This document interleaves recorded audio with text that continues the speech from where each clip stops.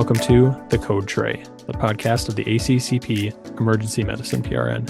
I'm your host, Christian Kroll, an emergency medicine and ICU pharmacist at the University of Iowa Hospital and Clinics. To view this recorded presentation, head to our YouTube channel at youtube.com/@ACCP EMED-PRN. And for PRN members, slides can be found under the Libraries Entries section of the ACCP Communities website. Hi everyone, thank you for joining the 2nd November ACCP EMED PRN Journal Club. Today we have Taylor Fee, who is a PGY2 in emergency medicine at Jackson Memorial Hospital. She will be presenting a journal club on the comparison of initial adenosine dose conversion rate for supraventricular tachycardia in the emergency department. Thank you for the introduction. Again, my name is Taylor and I am a pharmacy resident at Jackson Memorial. And we're going to be talking about adenosine dosing for SVT in the ED. So at this time, I have nothing to disclose, and I do have a quick abbreviations table for you. Hopefully most of you guys will know what they are, but I'll also be saying them throughout the presentation. Background for SVT. So SVT is a broad term which encompasses tachydysrhythmias. Relatively common. Prevalence of SVT is 2.3 per 1,000 people worldwide. Is divided up into different categories as stable or unstable. So for patients who present with unstable SVT, this is going to be your patients who are hemodynamically compromised in some sort of way, whereas in stable SVT, these patients are going to be hemodynamically stable and stable. And this is what the patient population that we're going to be focusing on for this journal club. As you know, SVT is seen relatively commonly in the ED. It's generally first treated with vagal maneuvers followed by our medical treatment options such as adenosine. That's a common treatment option for these patients if they are hemodynamically stable. Adenosine works by blocking conduction through the AV node where adenosine receptors are highly concentrated. When given adenosine IV, it is rapidly metabolized, making the half-life approximately 5 to 10 seconds. Although guidelines recommend initial and subsequent dosing of adenosine, generally that looks like 6 milligrams followed by 12 milligrams. That is dependent on patient, though.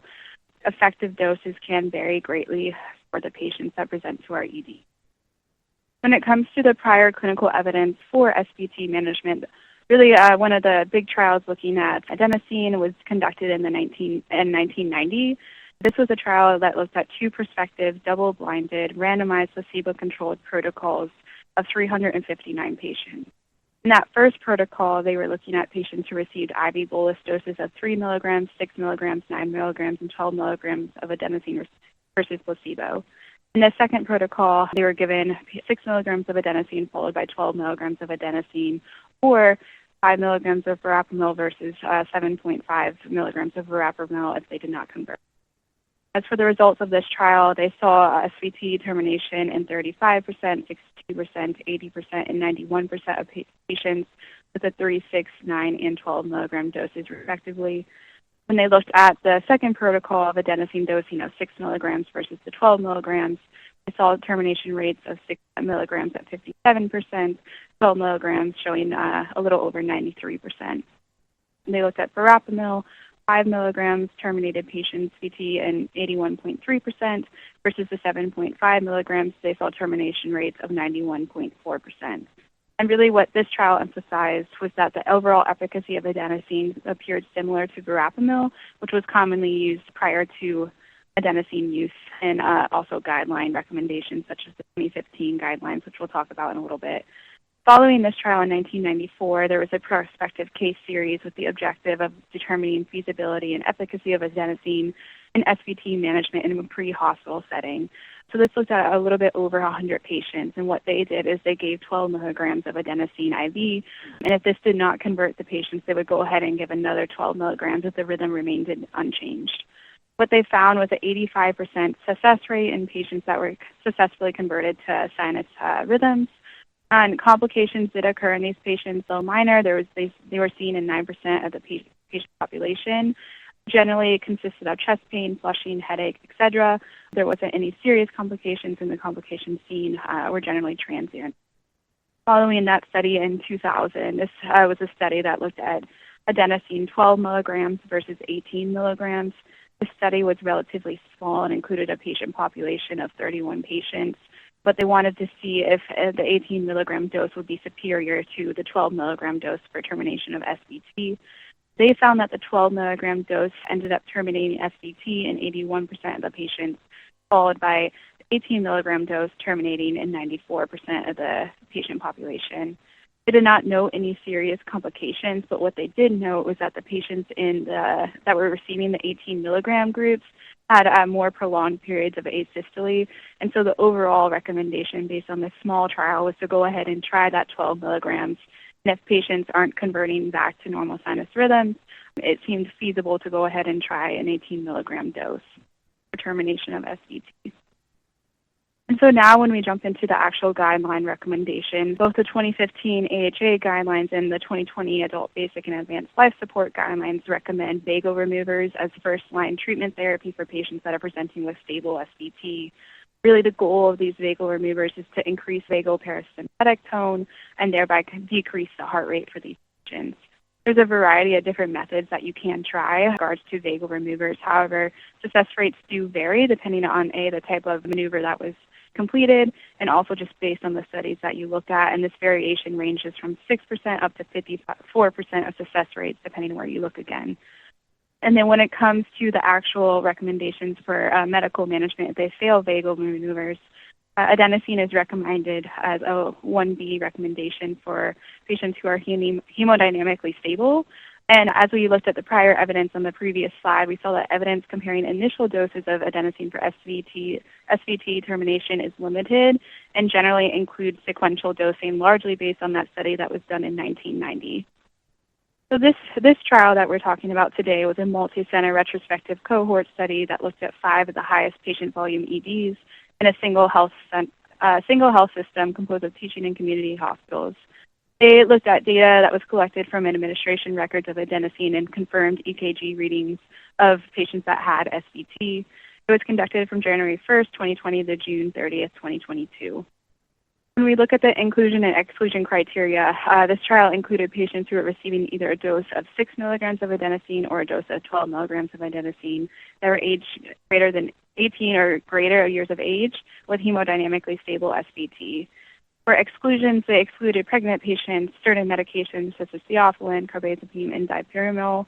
Also, if they were a recipient of electrical cardioversion prior to adenosine, adenosine was given via a central line, administered some sort of rate or rhythm control agent prior to the administration of adenosine, and diagnosis of hypervolemia or some sort of other underlying dysrhythmia. And so the main goal of this trial, given the lack of direct comparison of dosing in the literature available for 6 milligrams versus 12 milligrams, was to evaluate the rate of SVT termination between a 6 milligram group and a 12 milligram group as an initial adenosine dose in the emergency department. Other data points that they were looking at were secondary outcomes of termination of SVT with subsequent adenosine dosing. Termination with subsequent adenosine dosing was defined as an adenosine dose which terminated SVT within 30 minutes of unsuccessful initial dose, and also time to ED disposition. That was basically when the patient arrived to the time when they either were discharged or were admitted, had some sort of admission order. Safety outcomes included heart rate and blood pressure prior to and after adenosine administration, and any sort of sustained heart block of any degree. They also had subgroup analysis that included patients with a BMI of 40 or more and a history of SVT. When it comes to the statistical analysis of this study, so they estimated based on sample size calculations the assumption that the population would be split into 60% for the 6 milligram dose and 40% for the 12 milligram dose. They used student t-tests for continuous variables and chi-square and Fisher's exact for categorical variables. And when it comes to the actual patient flow chart, they screened for eligibility. They screened 354 patients. They excluded 141 patients. Most common reason for exclusion ended up being a rhythm other than SVT in 95 patients, followed by patients who were either given a calcium channel blocker or beta blocker prior to the trial of adenosine. Other category, which is for various reasons, such as patients being pregnant, administered via central line, etc. For inclusion, they included 213 patients. 117 were placed in the 6 milligram initial dose, and 96 were in the 12 milligram initial dose. When it comes to baseline characteristics, study included primary female 61.5%, Mean age was 55, BMI, or average BMI was 30.7. They had 34.2% of patients that had a history of SVT in the 6 milligram group and 44.8% of patients with a history of SVT in the 12 milligram group. When it comes to the utilization of vagal removers, only 30.5% of the patients had vagal removers tried before the administration of adenosine. Prior caffeine consumption was something they also looked at, and they only saw 1.4% of the study population having some sort of caffeine ingestion prior to the administration of adenosine. As for results, primary and secondary objectives, so again, there was 213 patients. Of those 213 patients, 142 patients terminated SVT with an initial dose. That was 66.7% of the population. 66 patients terminated in the 6 milligram groups, and 76 patients terminated in the 12 milligram group. When we look at patients that received a subsequent dose, there were 53 patients who did end up requiring another dose. The majority were in the 6 milligram group. 46 patients did receive another dose, and then 7 patients did not end up, 7 patients did receive a dose in the 12 milligram group as well. Looking at the patients that ended up receiving that subsequent dose, we see that 33 out of the 46 patients, so a little bit over 70%, ended up terminating when given another 6 milligram dose in the 6 milligram group. And then 1 out of the 7 patients ended up terminating their SVT rhythm when given a subsequent dose of adenosine. When we look at time to ED disposition, we can see on average all the patients had a time of 191 minutes. When we look at 6 milligrams versus 12 milligrams, we see that 209 minutes to ED disposition in the 6 milligram group versus the 12 milligram group, we see 161 minutes. This was not statistically significant, but there was a trend towards faster resolution in the 12 milligram group. Discharge from ED and also admission to inpatient seemed to be about equivalent across both groups. There was not many differences between the 6 milligram and the 12 milligram group. When we look at safety outcomes, so heart rate prior to adenosine administration was approximately 178 across all groups. Heart rate after adenosine was 99 in the 6 milligram group and 109 in the 12 milligram group. Sustained heart block was seen in 14 patients, which was evenly divided as 7 patients and 7 patients in the 6 milligram group and the 12 milligram group. Blood pressure prior to adenosine administration was a 123 over 84, seemed to remain about stable or about equivalent after adenosine administration as well. And it goes to the results of the different subgroups that this study looked at. So there were 32 patients that were included in this subgroup of BMI greater than or equal to 40. There were 17 patients out of the 32 patients that terminated with SVT of an initial dose. And when you break it down by the different 6 milligram and 12 milligrams groups, you can see that 8 patients ended up terminating in the 6 milligram groups, which came to a percent of 42.1% of the patients, and 9 patients, or 69.2% of the patients in the 12 milligram group. This was not statistically significant of note as well, just a trend towards higher conversion rates in the 12 milligram group. For history of SVT, there were 83 patients that had a history, 40 patients in the 6 milligram group, and 43 patients in the 12 milligram. For termination of SVT with the initial dose, 67.5% terminated in the 6 milligram group versus 79.1% that terminated in the 12 milligram group. Again, not statistically significant, just a trend towards higher conversion in the 12 milligram group. For the authors' conclusions, so authors concluded that an initial adenosine dose of 12 milligrams achieved a significantly higher rate of SVT termination in comparison to an initial dose of 6 adenosine. When looking at the strengths and limitations of this trial, so again, guidelines were largely derived from studies that were performed in the 1990s. So this was the first attempt to compare rates of SVT termination in doses of 6 milligrams versus 12 milligrams in the actual ED. When we look at limitations of this trial, so this was a retrospective design. With that does come some limitations, such as you are limited to the documentation that is available to you or to the reviewer of this information. So one of the things of note is the side effects. Not every side effect may have been documented in the actual documentation. There potentially could have been more side effects than were actually noted or recognized in the study. Also, administration techniques is a big thing. This is something that's widely looked at and widely discussed. given that adenosine, one of the complications of giving this medication is the thought process of how are you going to give it, given that there are so many varieties of ways that you can give it. So that was something that wasn't discussed in this trial. We don't know how people were given the adenosine. We just know that they were given it. In addition, the subgroups that they looked at, there was a low number of patients with BMI greater than 40, which, again, in literature, there are studies looking at adenosine dosing in patients with higher BMIs, looking at the potential need to increase dosing of patients that are overweight. This study did not have enough patients and also did not need statistical significance to look at this specifically. And when it comes to the clinical application of this, we do see higher rates of conversion seen in the 12 milligram group. And just as a refresher, it was 56.4% in the 6 milligram versus 79.1% in the 12 milligram group. When we looked at subsequent adenosine dosings after the 6 milligram, there were 46 patients that needed an additional dose or that received an additional dose.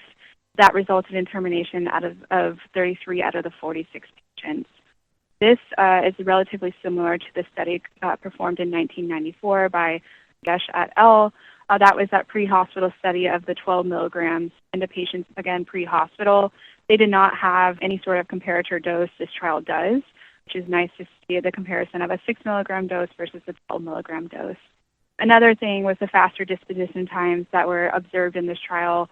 That potentially could be due to less time required for stabilization in these patients. Not really clear why. Again, it wasn't statistically significant, just a trend towards faster disposition times in the higher dose. As for safety analysis, this did not demonstrate any significant differences between the two groups. And then questions that still remain regarding this, again, is best administration techniques. There are several small studies looking at administration techniques. For instance, there was one that was completed in 2020 looking at a single syringe versus a stop clock. When you look at these trials, the majority of them either meet non-inferiority or are small. In that trial that I mentioned, the 2020, you may see higher terminations in that single syringe method, but again, it was a small study that did not really assess. It was a non-inferiority trial. And then again, administration through a central line. This data comes largely from a 1993 study that was looking at dosing in a central line versus a peripheral line. And they saw that lower dosing was effective for these patients at 3 milligrams. And then also just the utilization of an initial 12 milligram dose, given the limitations of this trial, and also really one of the first trials to be looking at a 6 milligram versus 12 milligram dose. We don't really have enough evidence to be giving this in all patients up front. And so with that, these are my references, and I am now open to any questions you guys may have. If you have enjoyed this presentation content and would like to hear more, subscribe via your favorite podcasting app. Additionally, make sure to check out our YouTube page for all recorded presentations. Thank you for listening to this week's ACCP Emergency Medicine Journal Club presentation. Join us weekly for a review and discussion of new journal articles in emergency medicine. This podcast provides general information only and does not offer individualized medical or professional healthcare services, including pharmaceutical advice. The contents and materials in the podcast are not intended to be a substitute for inpatient pharmaceutical advice, diagnosis, or treatment. And the use of the contents and materials in the podcast does not constitute a pharmacist-patient relationship. As a result, the information in and materials linked to this podcast are applied at the user or patient's own risk. Users or patients should consult their physician or personal healthcare professional. The user or patient should not ignore or delay seeking care because of something they heard on this podcast. In case of an emergency, the user or patient should contact their physician, call 911, or go to the nearest medical emergency facility. The views and statements expressed on this podcast are those of the host and guest and should not be interpreted to reflect the official position or policy of ACCP or the Emergency Medicine PRN.